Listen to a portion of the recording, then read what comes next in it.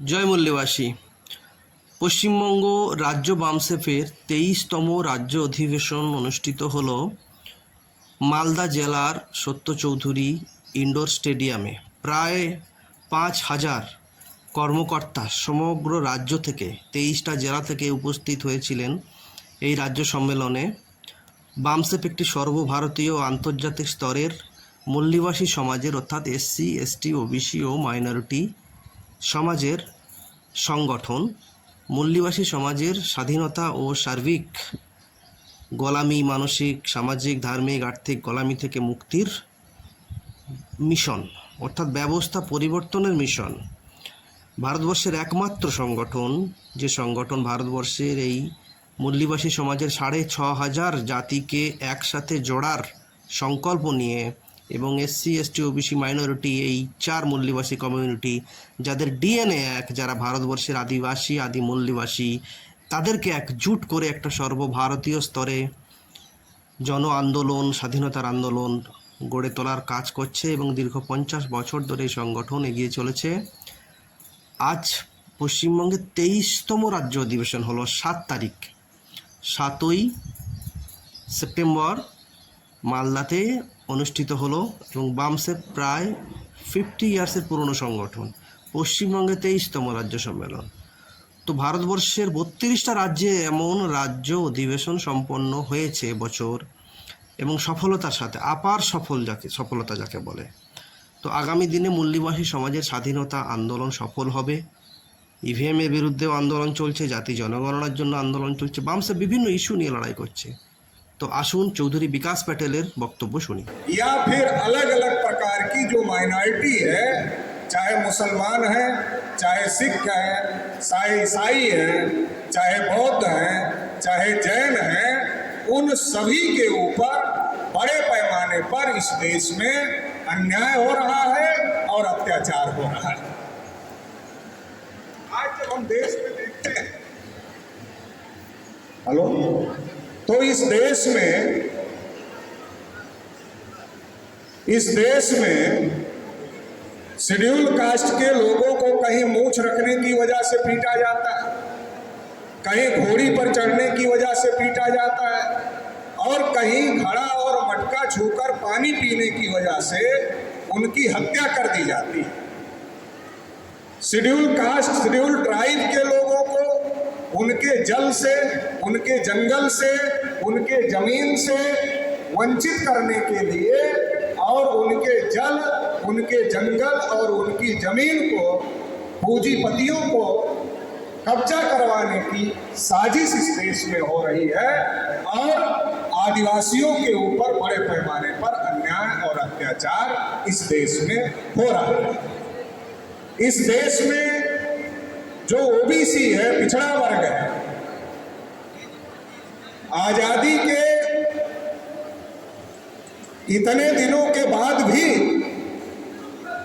आज तक इस देश में जानवरों की गिनती हुई, कुत्तों की भी गिनती हुई और हिजड़ों की भी गिनती हुई, मगर इस देश में जो पिछड़ा वर्ग है, जिसको ओबीसी कहा जाता है, उसकी गिनती तक आज तक नहीं हुई और पिछड़े वर्ग पर भी अन्याय और अत्याचार हो रहे हैं। और पूरे देश में भी और बंगाल में भी पिछड़े वर्ग को जो उनका हक मिलना चाहिए था, वो हक उनको नहीं दिया जा रहा है। इसी प्रकार से इस देश में मुसलमानों की बहुत बड़ी आबादी, मुसलमानों को जगह जगह पर मॉब लिंचिंग का शिकार बनाया जा रहा है, उनके ऊपर बड़े पैमाने पर अन्याय अत्याचार हो रहे हैं। तो इस देश में संविधान लागू होने को 75 साल पूरे हो गए, आजादी मिलने को 75 साल से ज्यादा हो गए और 75 साल से ज्यादा होने पर इस देश में आजादी का अमृत उत्सव मनाया गया और ये कहा गया कि आजादी मिलने को 75 साल पूरे हो गए हैं, तो इसलिए हम लोग आजादी का अमृत उत्सव मना रहे हैं। और उस अमृत उत्सव में किसको बुलाया गया?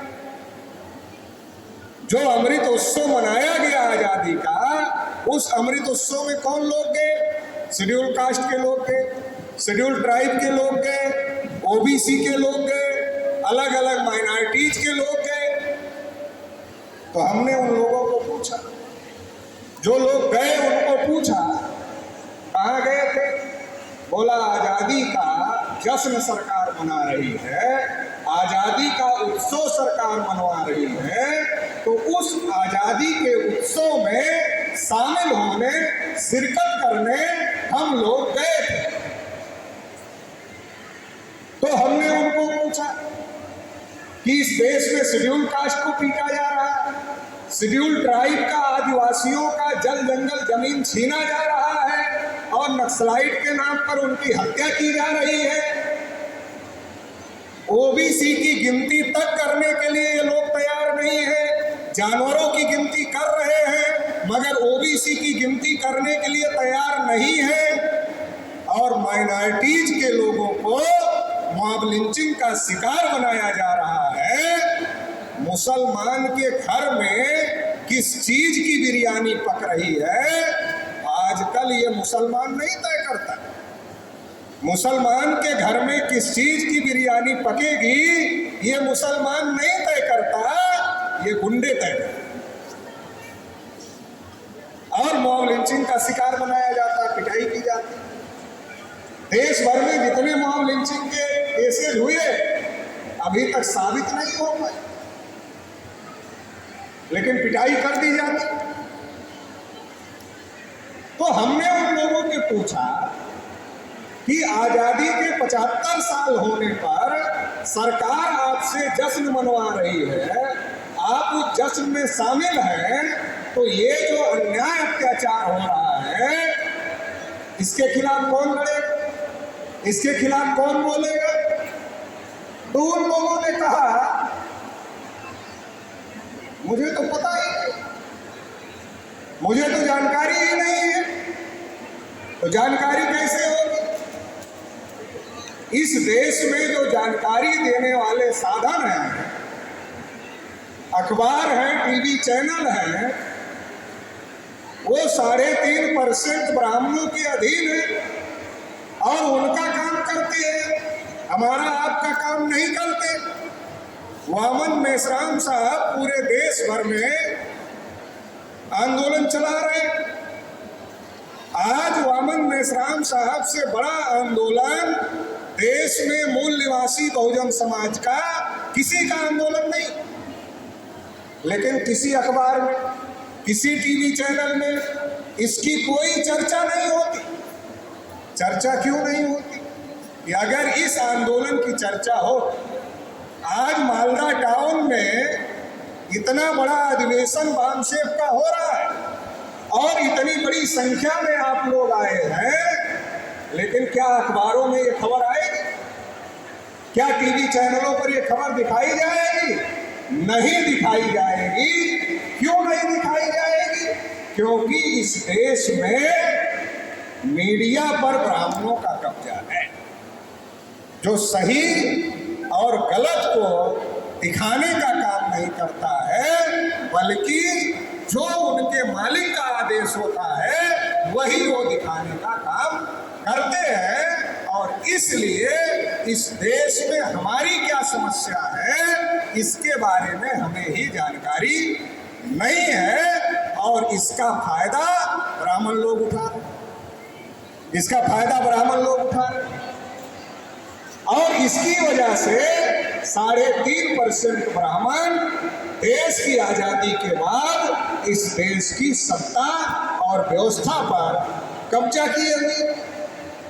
सबसे महत्वपूर्ण और जो खास बात है, खास बात हम लोगों को ये जानने की है कि जब इस देश में आजादी की लड़ाई चल रही थी, तब इस देश में फुले साहू पेरियार अंबेडकर का आंदोलन भी चल रहा था। बंगाल में नमो सूत्राय का आंदोलन भी चल रहा था और वो आंदोलन किस लिए चल रहा था? वो आंदोलन इसलिए चल रहा था कि अंग्रेजों के जाने से केवल हम लोग आजाद नहीं हो जाएंगे, ये हर साल 15 अगस्त को डंका बजाया जाता है इस देश में कि हम आजाद हो गए। ये डंका हर साल 15 अगस्त को बजाया जाता है। लेकिन ज्योतिबा फूले क्या समझ रहे थे, छत्रपति साहू महाराज क्या समझ रहे थे, बाबा साहब अम्बेडकर क्या समझ रहे थे कि अगर इस देश से अंग्रेज चले गए तो 3.5% के ब्राह्मण इस देश पर कब्जा कर लेंगे और इस देश के जो असल बाशिंदे हैं, इस देश के जो मूल निवासी हैं, उन मूल निवासियों को गुलाम बनाकर रखेंगे।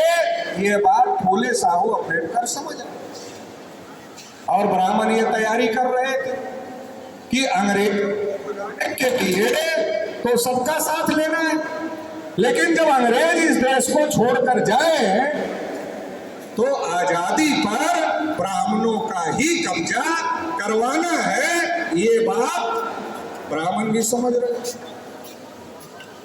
इसीलिए सुभाष चंद्र बोस जब कांग्रेस के अध्यक्ष चुने गए तो गांधी जी उस समय कांग्रेस के नेता थे। गांधी जी ने खुले तौर पर सीताराम पट्टाभी रमैया को समर्थन किया था और गांधी जी ने उनको समर्थन करके पूरी ताकत लगाकर सीताराम पट्टाभी रमैया को जिताने की कोशिश कांग्रेस ने किया था। लेकिन सुभाष चंद्र बोस लोकप्रिय थे और सुभाष चंद्र बोस को कांग्रेस का अध्यक्ष चुन लिया गया। क्योंकि सुभाष चंद्र बोस ब्राह्मण नहीं थे, सुभाष चंद्र बोस कायस्थ थे और कायस्थ वर्ण व्यवस्था में शूद्र होता है। गांधी जी को लगा कि एक शूद्र वर्ण का आदमी कांग्रेस में अध्यक्ष बन जाएगा और सुभाष चंद्र बोस ताकतवर आदमी है, उनको इतना समर्थन है